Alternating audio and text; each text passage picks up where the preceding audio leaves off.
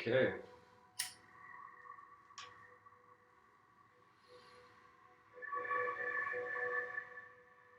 Hello, everyone. The title of today's episodes is Symbiosis of Nature's Design. And even though in the subtitle I've written Intelligent Movement, I want to speak about the relationship of man's consciousness, man's conscious boundary within the unconscious. So I want to speak about symbiosis. Pretty much means two different kind of organisms living together. So I found that my conscious existence, there came a time where I wondered about how my consciousness is standing, and how the unconscious is holding my stance.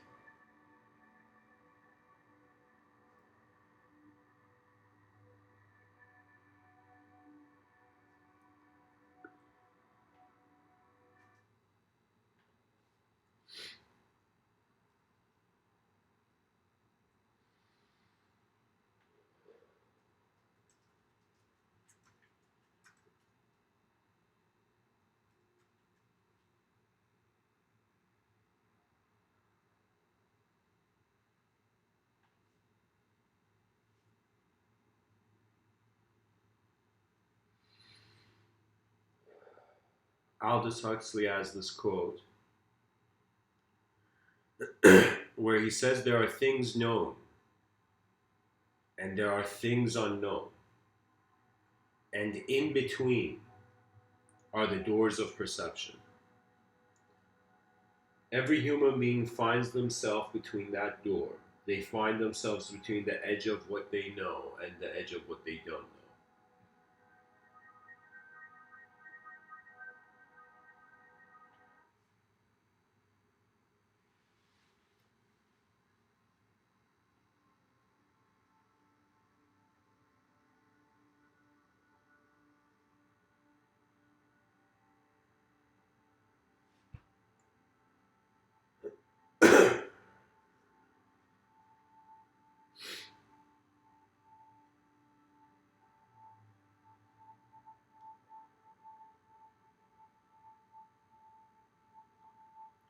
I'm trying to think how to approach this. Pretty much, I've had moments where I've lived through, you could say, a ratio of the moment was, above 90% unknown.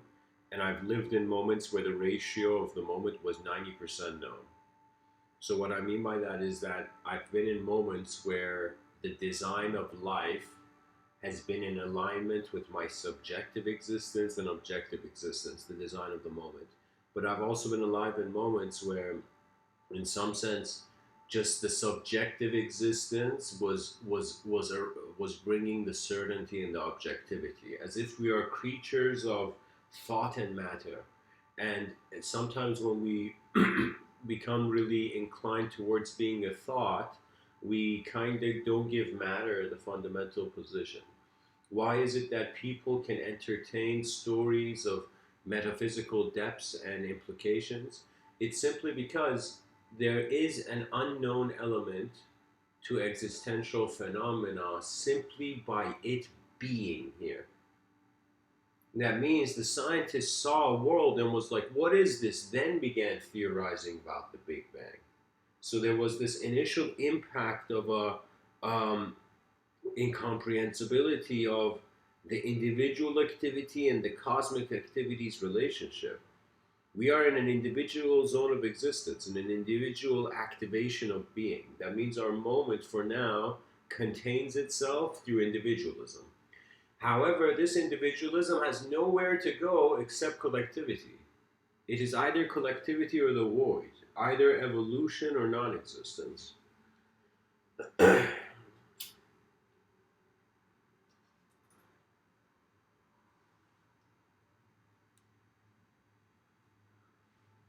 Some men have considered destiny to be a pattern.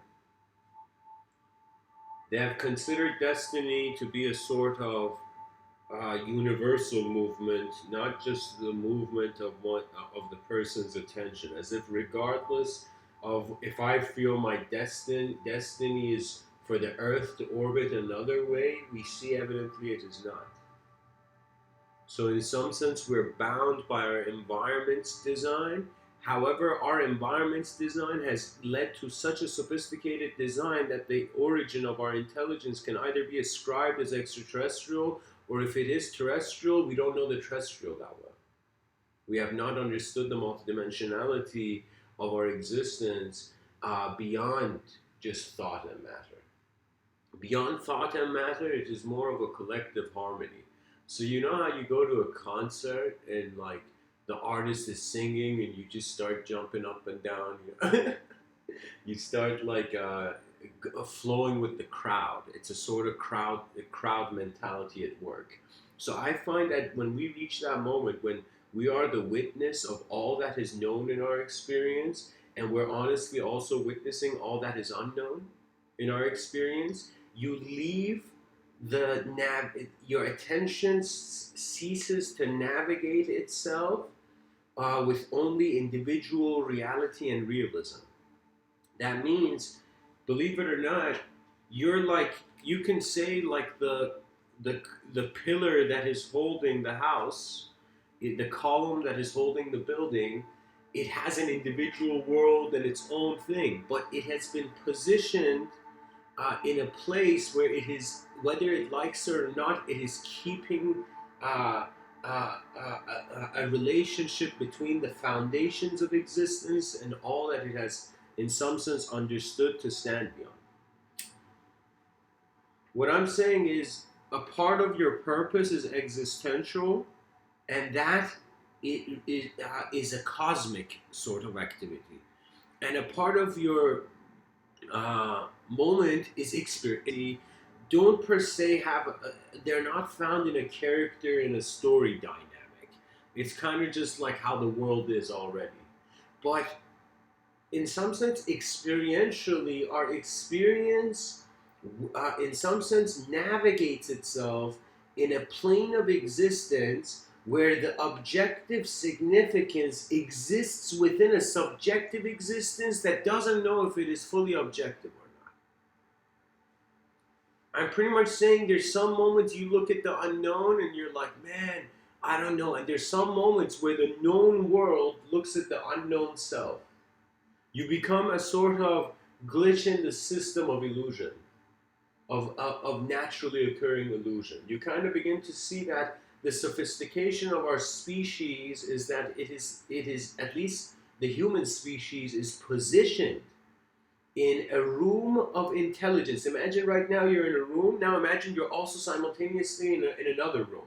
However, the texture and the way the walls of this room are kept are by your attention. Many sages have spoken about how the origins of magic was language, and how the person by speaking would in some sense bring another world in view. Now, the manipulation in magic came when people thought they were characters with power. Because let me tell you, it explodes. It backfires on you. The problem with a powerful ego is that it always backfires. It's as if like nature, it's a sort of kind of like how in that video game the character has reached the edge of the map and is just like endlessly in that one point at the edge of that reality.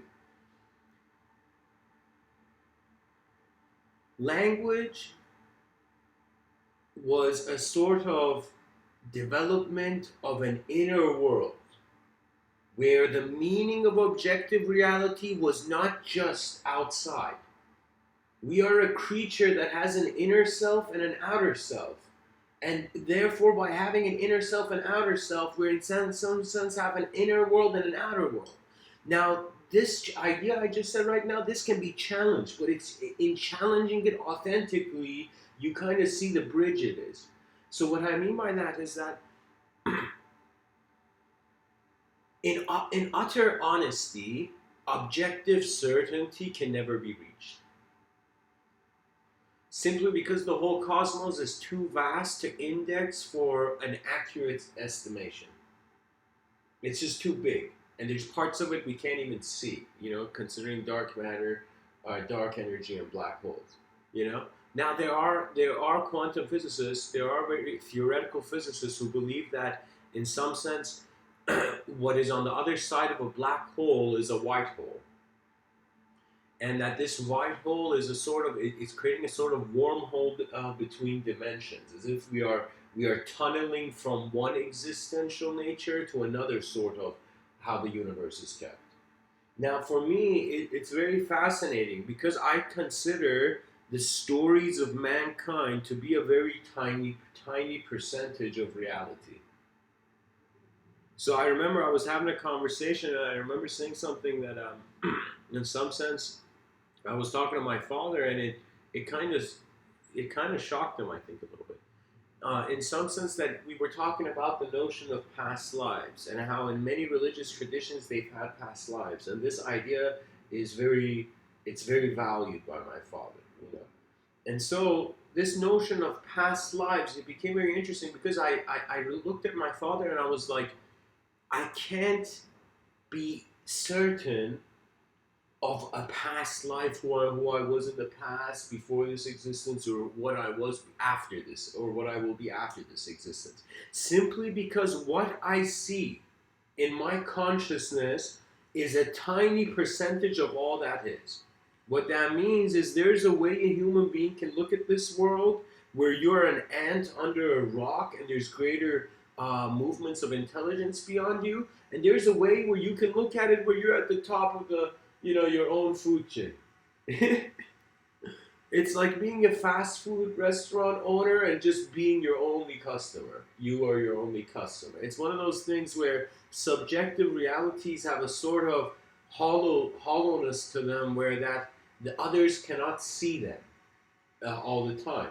Now the evolution of language has in some sense been able to reveal that this creature walking on the surface of the earth has worlds hidden within it, and it can communicate these worlds. And so where does the intelligence that in some sense bring that world about, how does it work?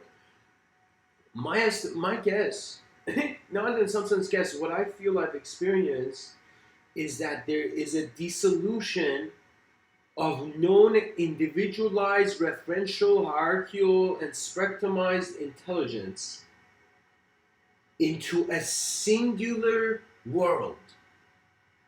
So as if that point on the page didn't need to have any line connected to it, because by itself it was a world.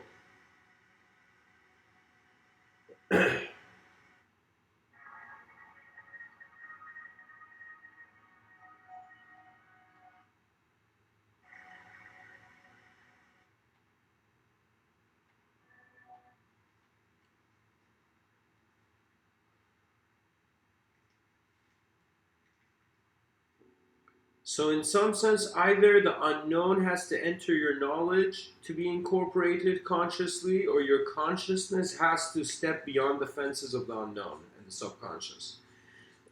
So Carl Jung brought this idea where he was saying, I find that Carl Jung, he was destined to speak during an era where scientific precision required motivation. And what I mean by that is that people think that they're waiting for science to inspire them, rather than being an inspiration for the advancement of science. And this song, I'm definitely not feeling it.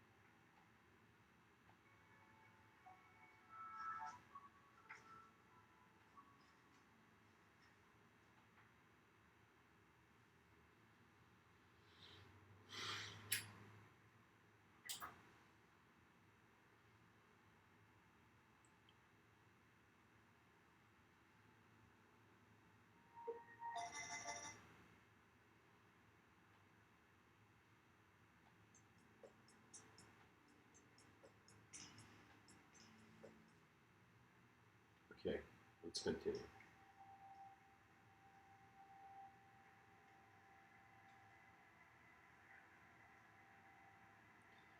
a series of decisions inspire a biological creature that does not have the full scope of itself, of its truth.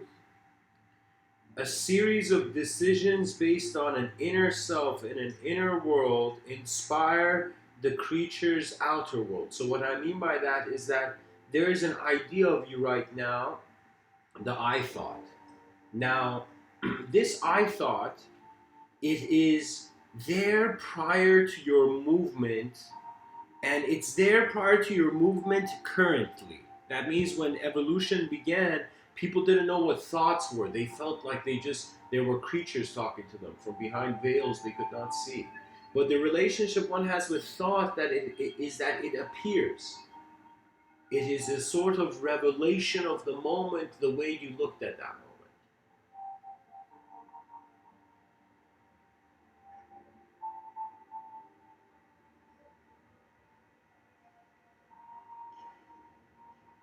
The problem with universal responsibility for existential beings, I'm going to dive deeper into how in some sense nature penetrates the unconscious by evolving conscious realms with the fluidity of a recognition that if you consciously let go, the world advances smoothly than rather you unconsciously being forced to let go by the hands of time.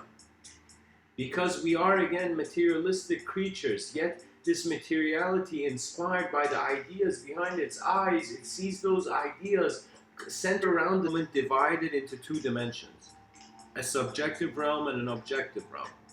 The reason is because the self, the objective self and the subjective self, they both have an effort.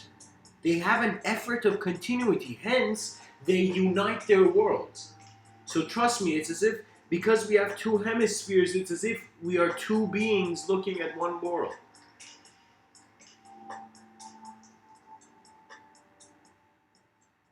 We dance in space in our own creation of time.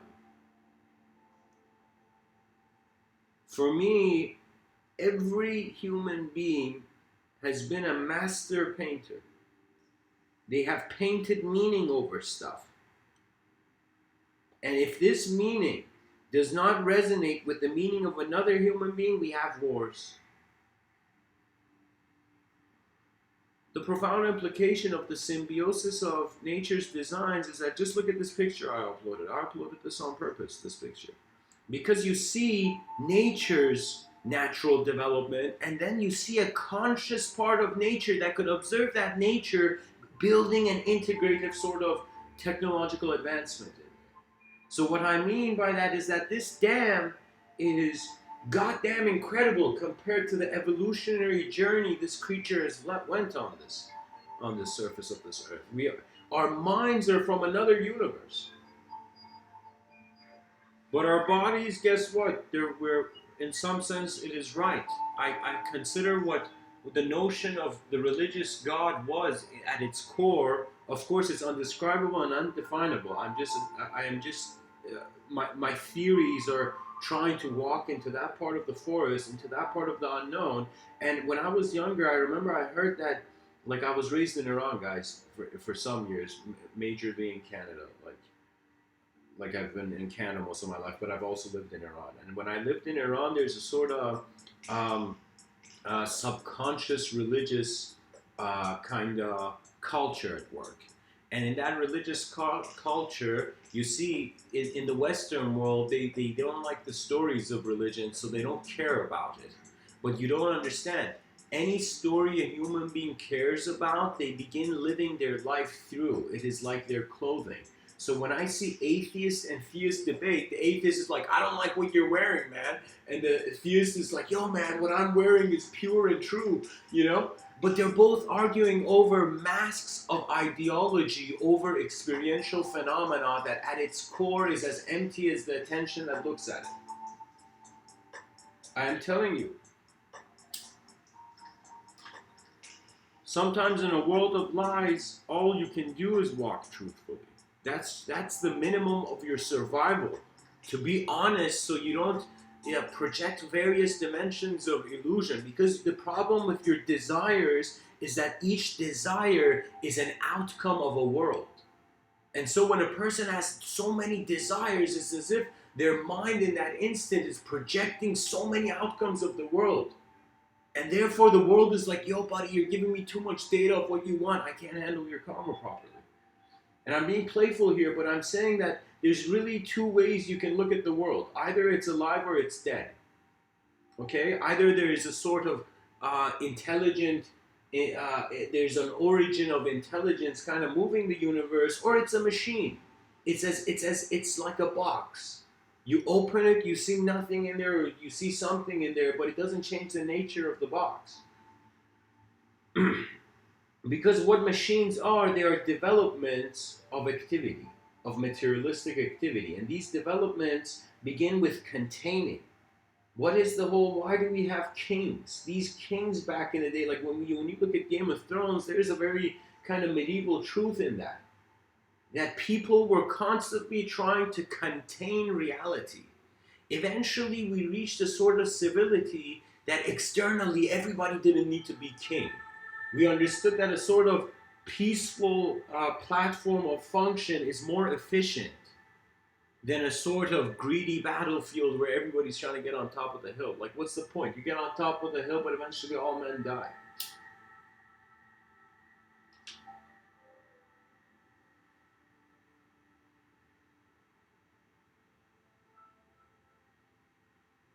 For me, when I became a nameless moment of being, I ceased to have any desires. My desires were a sort of illusion.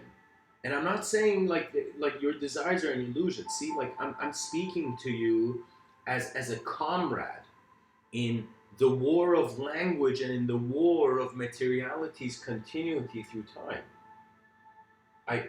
For me, there is no truth we can hide in like a bunker and be like, yo guys, we got it.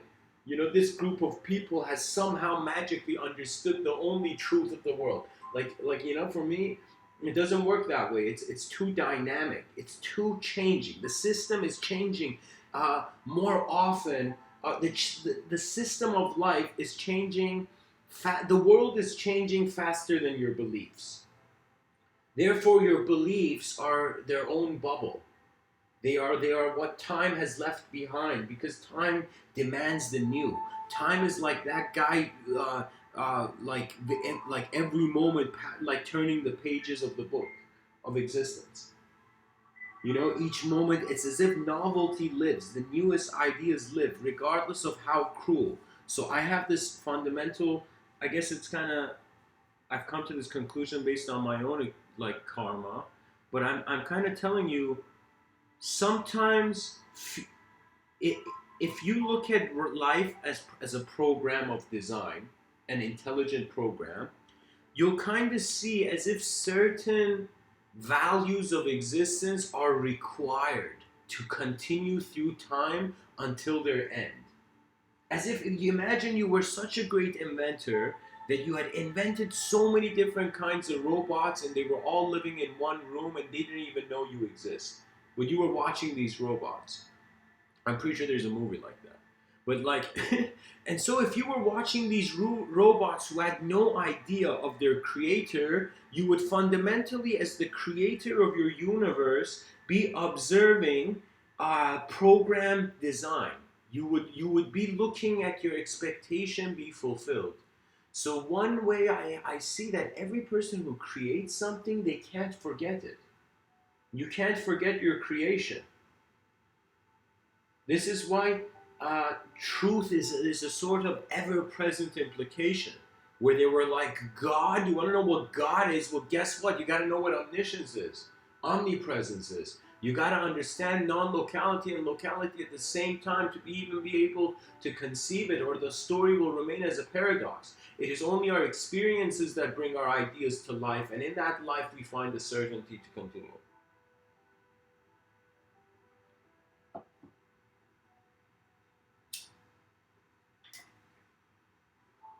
If you think that you're a thought, then you might as well put a box over your head.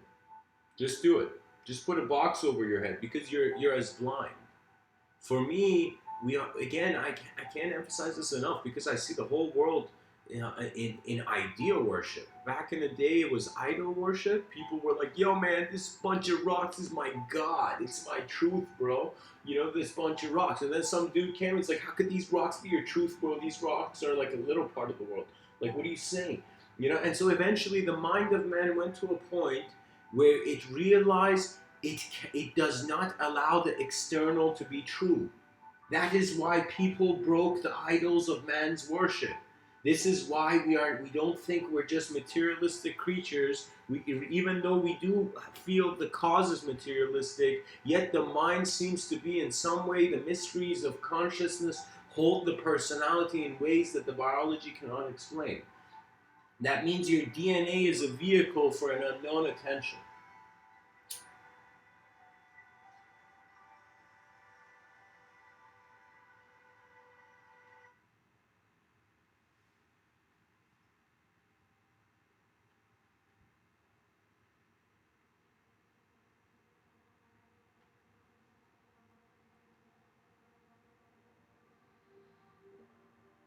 I saw the last night. I saw the finale of Game of Thrones,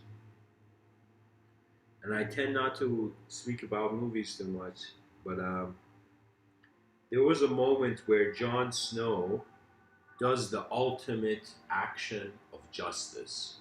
He protects the world, yet he sees that find themselves to be the protector of truth, the emissary, the messenger, the bringer of truth.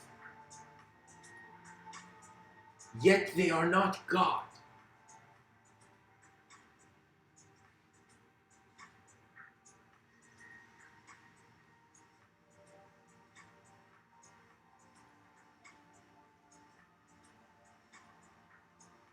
Your archetypes will make you feel your ego is being moved by the whole universe. But your archetypes are messengers or protectors or shapes of a truth that cannot be the whole truth. They are still the effect. And so I am saying, mankind,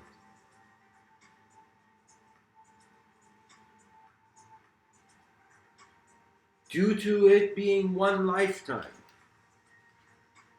you must seek a greatness that is already in a great world. Let me tell you this.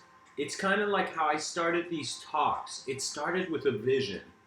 And the vision was not a vision of me, it was an image of how the world was. I remember. Like when I started giving these talks, I'll be honest with you, I was overwhelmed by my mortality. I was very overwhelmed by my mortality. And because I was overwhelmed by my mortality, I'm like, okay, every day happens once. You know, like, I'll give you an example. If every day you come and say the story, the same story, you will see you can never say it like how you said it the day before. Because the context activated through the day is what your it's based on how your sensory perception has been observed as a presence of your personality. You see, without your senses, what data is there to use? And so we are saying we're this unique data that in some sense is somehow translating sensory perception, into more complex data. You can say as much as there is the force of gravity, there is the force of growth. Just like how gravity pulls things down, the brightness of this world pulls it up. And so you see, that's the problem with darkness. This is why I think due to Dante's Inferno, the Christian ideology began to conceive hell as something underneath. We made hell underneath our feet. And we made heaven above our eyes. Do you see? Yet these are ideas. They are forms. They are forms in a certain way. They are information, and this information is being received by also a form in a certain way.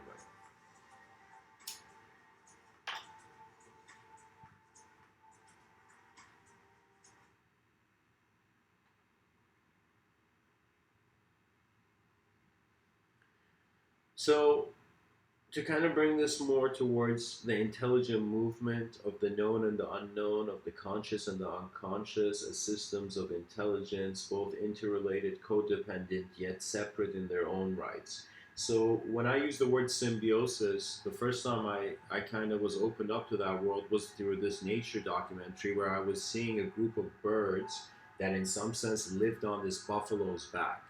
Or you could see it as some fish that swim around sharks.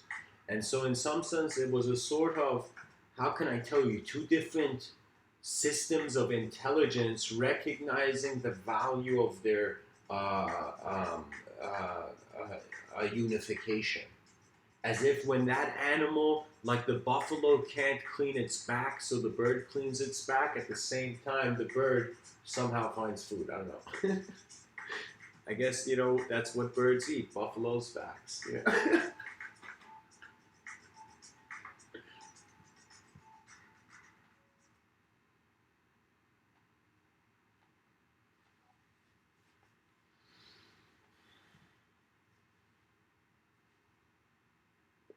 Two different organisms organized in one environment due to both having a solution to their inner realities. And this is what I find the essence of business to be, a negotiation of different ways that the world is real and successful to the individuals originating the definitions of that world. That means I also draw art, and there was a time I showed my art to someone, and I'm like, what do you see? And the person said something that I was like, it shocked me because I was like, I just drew geometrical lines, but that person was seeing a sort of moving animal. I was like, what does that mean? And it was one of those things where I noticed that the same way that two different organisms in nature can exist in the same ecosystem and each attaining what it wants, how can I tell you? Whatever the truth of the world, it wanted to be in various systems. And it wanted these truths to be in various systems of interaction. So the same way that two CEOs of different companies go sit in the boardroom and they begin negotiating deals, the same way that bird and that buffalo are in a sort of symbiosis of existence. Now, if you take outer metaphors really deep within, you will see that due to you at least having that I thought, if you have an ego, you have an advantage. And that advantage is, in some sense, the ego is like the ultimate interpreter of phenomena. Not the ultimate, but like the main interpreter, the subjective interpreter. So I'm saying that you might think right now you're just a materialistic creature, but the world that you're aware of is orbiting around an attention that in one manner seems to have subjective intelligence, but in another manner seems to be objectively intelligent. So the problem of is there God or not was the problem of the worlds being considered of validity.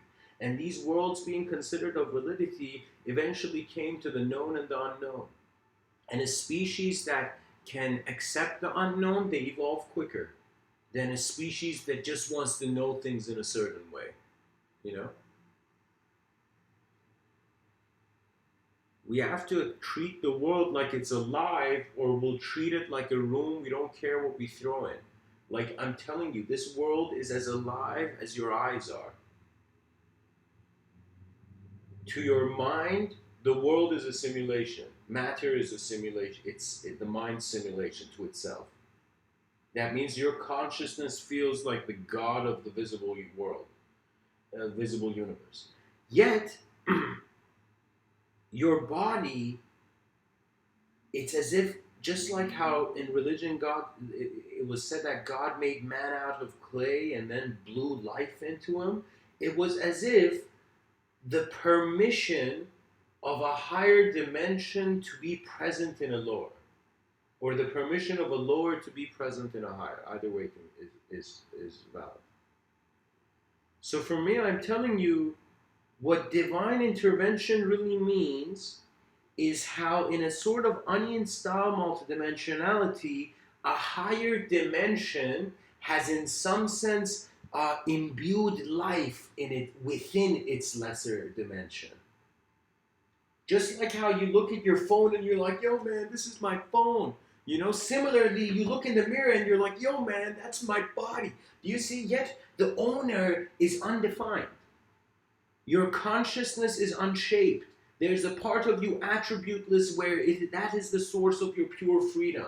Because it is no longer a first chance or second chance or third chance. It is the ultimate ability to refresh the moment in attention. And an example of this is, look at what kind of creatures we are. A little child, you put something in front of it, that little child is like playing with the toy, happy, like the child's laughing. You take the toy away, the child starts crying, starts going into a mode of chaos, as if, why did the joy leave? Why did the pleasantry leave? And just like suddenly you bring the toy back and the child is back into that same state of happiness, you know? The child is momentarily shifting, as if children are better shapeshifters than adults. That's why we feel they're creative, because they carry less. They carry less accumulated unknowing, because the problem with learning something is that you think that's the ultimate way things work. You don't doubt the teacher's voice. When you doubt the teacher's voice, you will be only inclined to do your own search. And spirituality, trust me, true spirituality, they're like, man, what kind of world we living in? You know, it's so messed up. You know, I mean, sure, like, it's like evidently Greek mythology was like the world came from chaos. And it is, in a very poetic way, we can even say that it is crystallizing into various orders, as if this one unknown dimension is crystallizing into multiple known dimensions.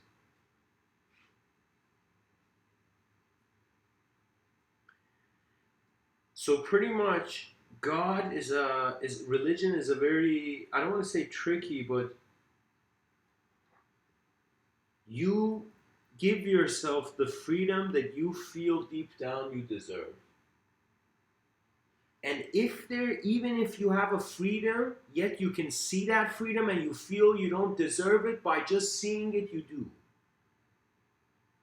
So what I mean by that is that when one man went to fight his enemy, and his enemy came and he was going to fight his enemy, suddenly it was in that moment where a greater threat came, and it was as if the enemy of my enemy is my friend. When greater forces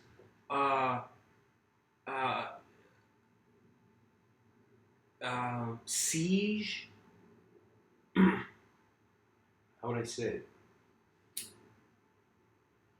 Pretty much we all find a sort of universal allegiance in recognizing we're all at war or not at war in the exploration of the unknown.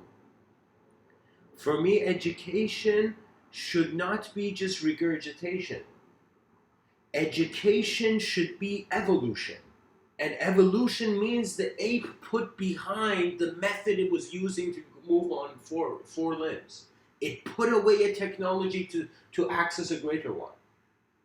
And so our educational system should, rather than thinking children are not smart or they're foolish or something, we should give the most challenging planetary problems, global problems, to young children in elementary and middle school to solve as solutions. For me, the thing is that if there is a battlefield, don't hide your child's eyes from the battlefield. Eventually, the child will find out and be like, what the hell? Why wasn't I informed of this? For me, you got to be able to manage chaos, and then you'd appreciate order. You got to be able to manage order, then you'd appreciate chaos. Because chaos is not just violent. Chaos is for an elusive order, chaos is freedom. For an elusive chaos, order is freedom. Do you see? It is the clarity of the inner reality's alignment with the outer reality, and how accurate one can function in these two aspects of the moment. Because there's obviously an objective aspect, and then there's a subjective aspect. We wonder what keeps the subjective aspect in circulation. I've concluded that it is attention. But then I wonder what keeps attention, and then I come to the edge of my knowledge. I come to what I have considered to be the language threshold. The language threshold is the edge of conceptual knowledge. Therefore, it is a moment. It's just a moment. I can't even say anything about it. It's just unknown presence of how knowledge is here. So you will reach that point. And when you reach that state, you will in some sense recognize that an aspect of you has been like a part of your eyes, a part of your, let me say it, your existential sight has been active since the beginning of your existence and even at beyond its end. As if a part of existence never was in a creation-destruction dynamic. I'm telling you, eternity has no shape, yet it is moving all shapes and eternally changing them. What do you want me to say? We're in a weird universe, guys, you know.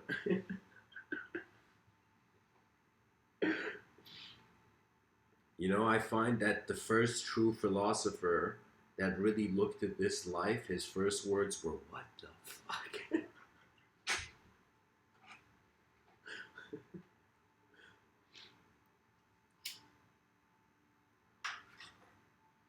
I don't know how well, sometimes when I speak, guys, I'm trying to paint a picture, so I don't speak in a sort of chronological way. It's kind of like throwing different paint on the canvas, you know. The unknown moments of in life, I've tried this, guys. I've tried to outsmart karma. You can't. You can't be in a personality mode where you feel you can know better than the whole world. This is why humility brings great harmony.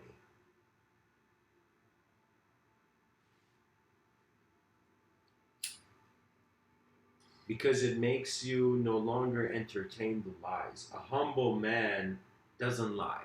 I'll be honest, you can't activate humility unless you have honesty. And you cannot cultivate honesty unless you choose to live in one honest world.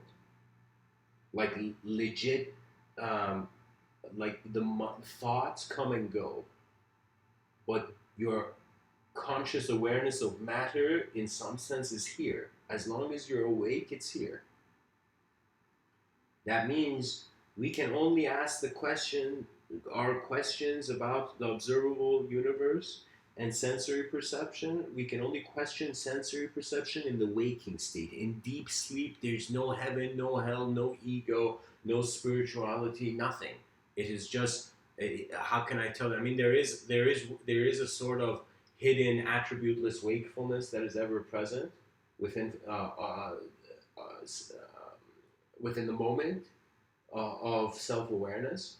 But I'm telling you, the reason we have imagination is not that it's a mistake of nature and we have to use logic and rationality to ultimately sculpt and filter everything through. There's a reason for design. And fundamentally, the reason for design is to create a creature that can engage its known and engage its unknown. And you need the known and the unknown to have a story.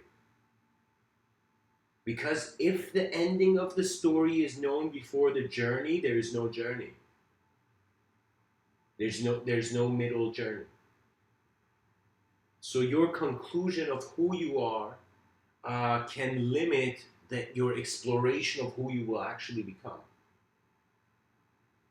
I'm telling you, it's as if we're all standing here. You see people walking on the street and you're like, what a peaceful, everybody's so peaceful. But I'm telling you, it's as if, like in those, kind of like,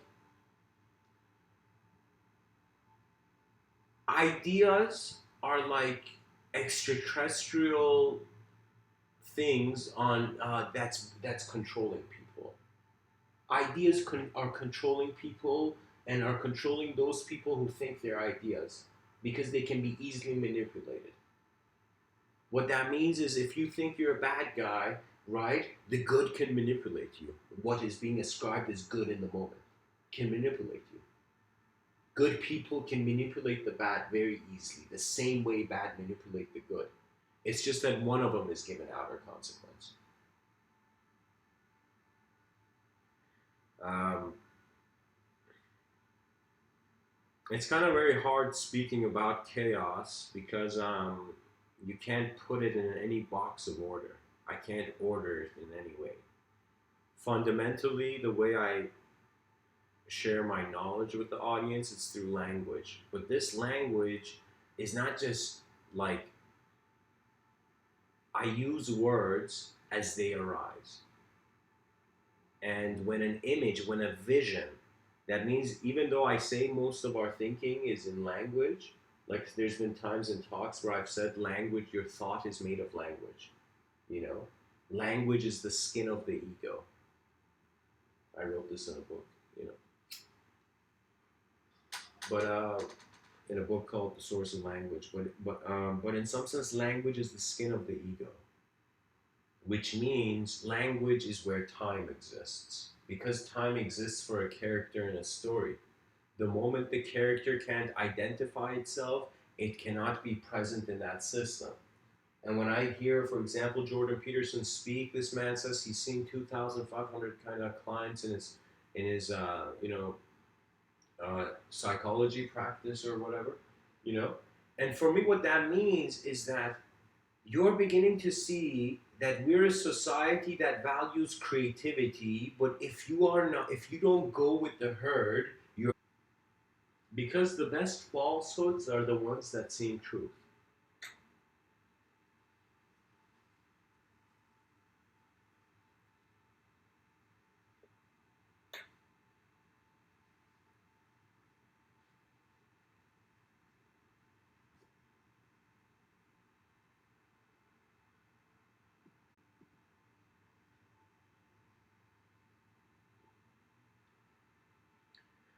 Okay, guys, I'm having some issues here with the stream the stream application, so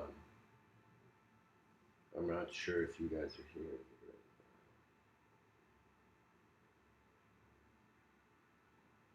Okay, okay.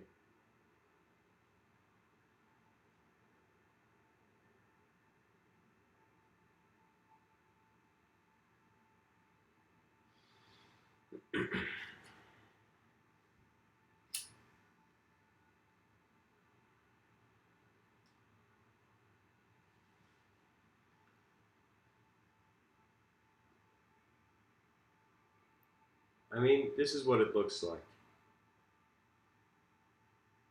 We are organic biological beings which have shape, and when we this as this biology provides sensory perception, what we see as our intelligence translates the sensory perception to a story that we can see its design, yet we cannot see it, as if our thoughts are in a room we can't see, as if like imagine there was a hologram projector, your third eye was a hologram projector, like so it's as if you see something but you don't see the actual thing.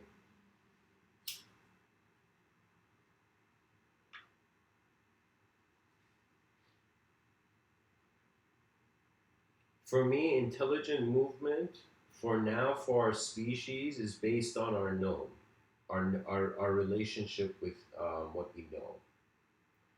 But in the future, it's going to occur with what we don't know. What we don't know is going to be our leader than what we know.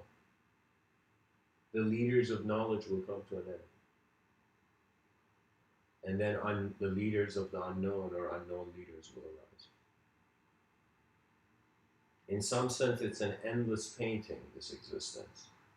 It's endless. It doesn't matter who you were in your past life. It doesn't matter where you're going in your future life. It doesn't matter what you even consider. For me, you got to understand, you got to observe uh, the temporary quality of existential phenomena, but you're going to also wonder of the value of the temporary, which is being ascribed from an attention that's not in the temporary. By the way, guys, to anybody who's listening to this, feel free to challenge my ideas anytime. you know, or share something about it. You know, that's why I do these live, so that if there's people who get certain ideas at certain moments of listening, they can share them. Anyways.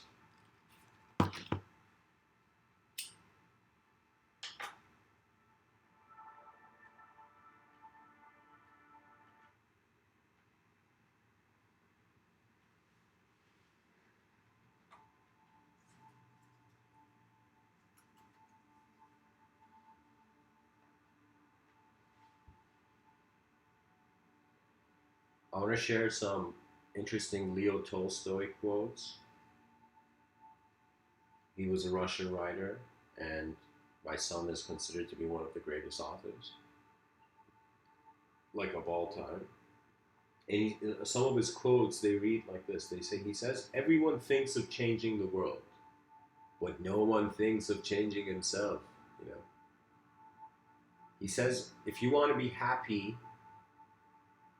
comma, be. If you want to be happy, be. And then he says the two most powerful warriors are patience and time. Wow, what a beautiful sentence.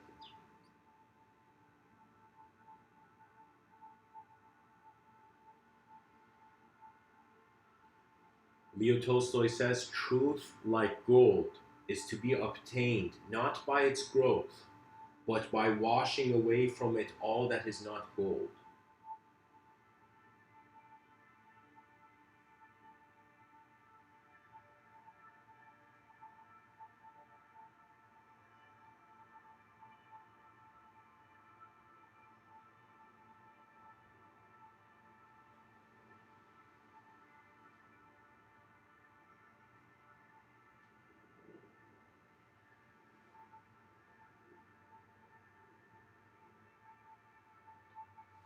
Guys, I've kind of dived into like Leo Tolstoy's quotes. I'm going to share one more before I move on. He says, I don't know, I think this is from one of his, I don't know from which book it is, but he says he stepped down, trying not to look long at her, as if she were the sun, yet he saw her like the sun, even without looking.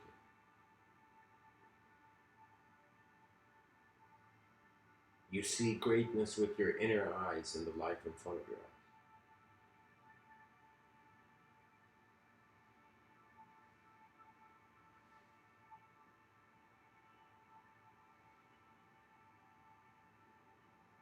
I hope this talk has served you.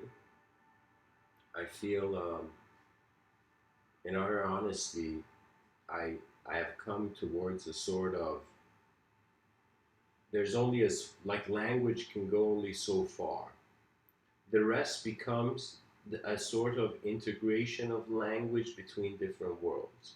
So you know how people look and they're like, man, if all these countries were efficient in their negotiations and relationships with one another, maybe it'd be such a better world. So we see one culture, one country, and like for example, I'm living in Canada, a very profound kind of country because many different cultures have come to integrate here, and now a lot of the world is globalized. You know, places like London, Berlin. You know, so for me, it's one of these things where language is the creation of two. It becomes the creation of two worlds in some sense. That means no longer we need the. It's like the species is like this very vehicle, and instead of horsepower it has manpower. So our species, we can say, is fueled by, in some sense it has it the capacity of its engine is 8 billion manpower, you know. Instead of horsepower. And so how do I say this, like pretty much I see future generations paying much more attention to language, studying it, recognizing language and the definitions they have for their world will suggest the decisions they will make, since it is the definitions of the world. It is how they are choosing to see the world. There's always a choice that each generation can make. Yet it is how far the whole generation will wake up, how far the species will realize it is alive once. It's individually, but collectively it will live on.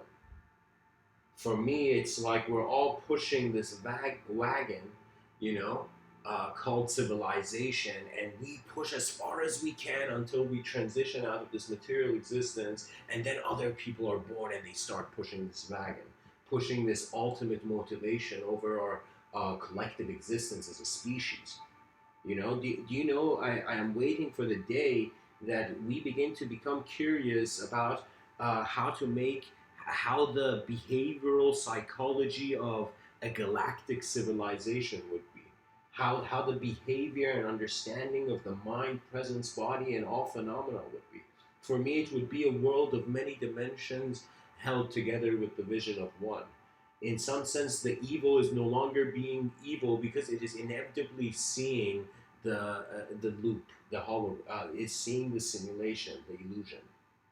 That means when the evil guy in civilization suddenly sees, holy shit, we're just temporary creatures. Why am I doing this?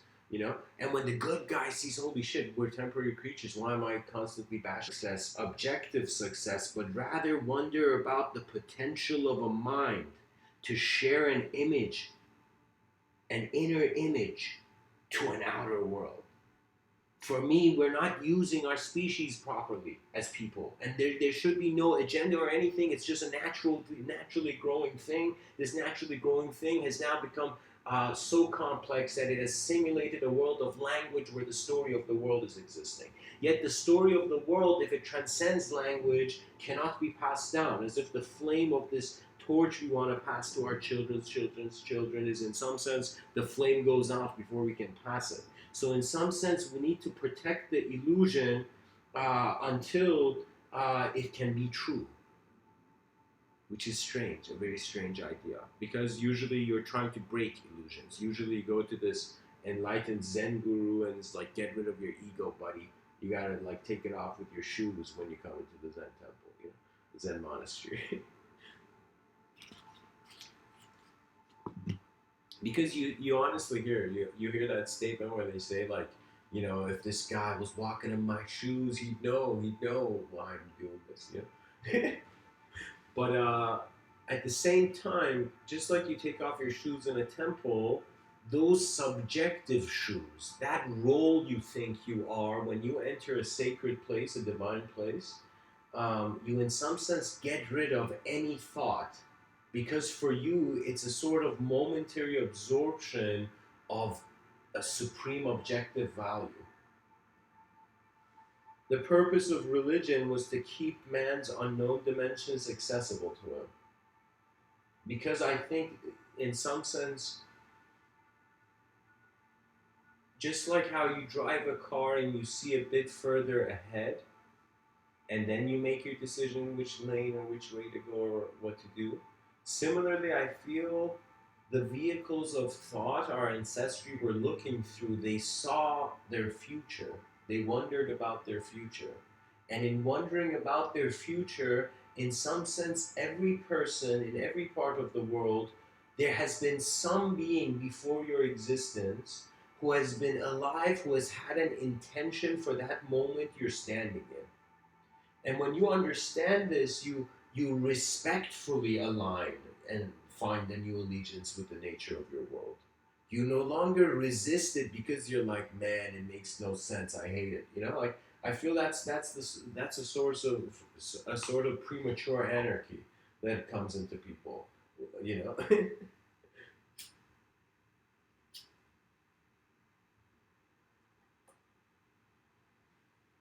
The balance of all classifications of intelligence, and as if all the different personas of yourself, ways you have seen yourself, who you have thought, who you wanted to be, all these ideas in some sense come and suddenly sit around you in silence. Your desires no longer desire, which is a very strange thing to say, but I'm going to say it. Your desire. Imagine all ideas you have ever visited your awareness,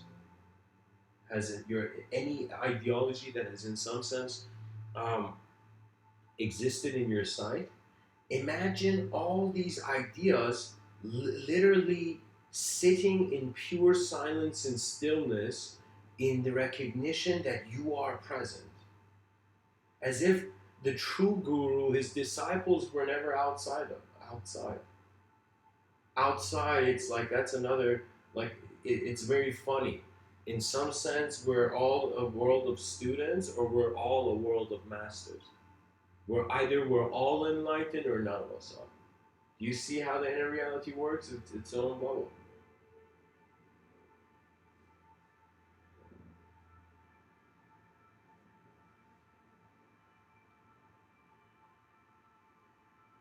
You know, it wasn't curiosity that killed the cat.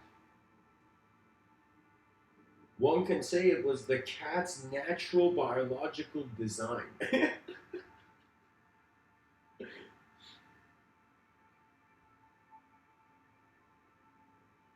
The world is filled with stories, too many stories. And we have to somehow find a way to exist as a thought in a world of matter efficiently. And that is the challenge. And it is only solved through a sort of unique concentration, as if a future generation is born or a generation of people alive suddenly wake up, all of them, and they're like, holy they're suddenly like, okay, the past got it wrong, everybody got it wrong because we got to build the correct thing together. You see, the Tower of Babel was the story that all human beings gathered around and be unified because they were all speaking one same language. They all had one vision, one collective vision. And they decided to make a tower. This is an ancient story. They decided to make a tower to reach the heavens. And so as their tower began advancing higher and higher, as man began in some sense reaching states of superior existence, suddenly these gods on the clouds were like, yo man, these guys are climbing up Jesus, you know? And they in some sense do something where they make human beings speak different languages. So because these human beings speak different languages, in some sense they cannot in some sense, what do you call it? They cannot build the Tower of Babel. They cannot build heaven on earth. They can't build paradise because they were separated. They were separated in not recognizing their commonality. And I will tell you, many people in the world feel alone, but there is incredibly a large amount of people who are seeing things similar to you. You just don't know because the world has not reached that speed of communication. For me, there have been times where I have questioned if everybody's minds were connected to one computer, and there's been only one time I saw an advantage into it, that if everybody's minds were connected, that means everybody's imaginations would collide.